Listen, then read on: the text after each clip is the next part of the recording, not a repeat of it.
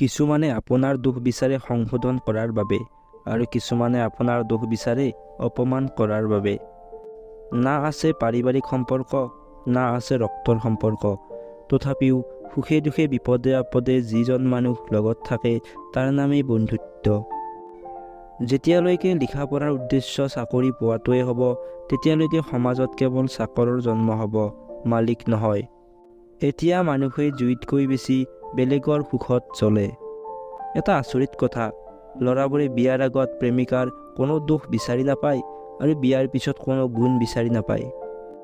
অৱহেলা কৰাৰ বাবে ভাষাৰ প্ৰয়োজন নহয়, ব্যৱহাৰেই যথেষ্ট।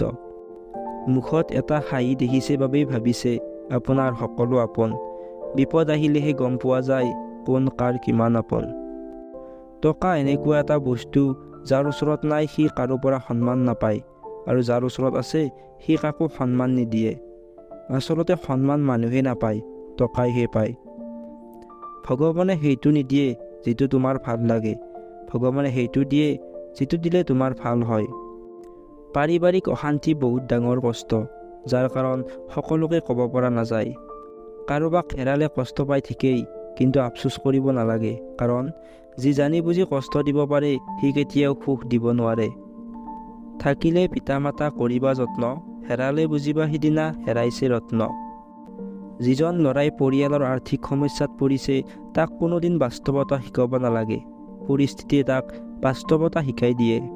সঠিক মানুহ সেইজন যি কেতিয়াও আপোনাক ভাল পাই ভাগৰি পৰা নাই, আপোনাৰ পাগলামিৰ বাবে কেতিয়াও বিৰক্ত হোৱা নাই, যিকোনো পৰিস্থিতিতেই আপোনাক ভাল পাই থাকে। আমি সকলোৱে মালিক, কাৰণ আমাৰ পিছত কিছুমান এনেকুৱা মানুহ ৰাখি থৈছোঁ দৰমহা নিদিলেও আমাৰ বদনাম কৰা কামটো বহুত মনোযোগেৰে কৰে।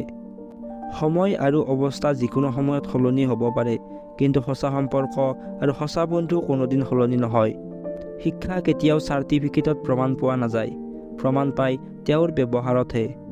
সকলোতকৈ স্বাৰ্থপৰ হৈছে সুখ, যি বেছিদিন নাথাকে, আৰু সকলোতকৈ আপোন হৈছে কষ্ট, যি সকলো সময়ত লগত থাকে। ছোৱালীয়ে ল'ৰাৰ এই দুটা কাম বহুত ভাল পায়। যিজন ল'ৰাই সুখে দুখে সকলো সময়তে ছোৱালীজনীক গুৰুত্ব দিয়ে।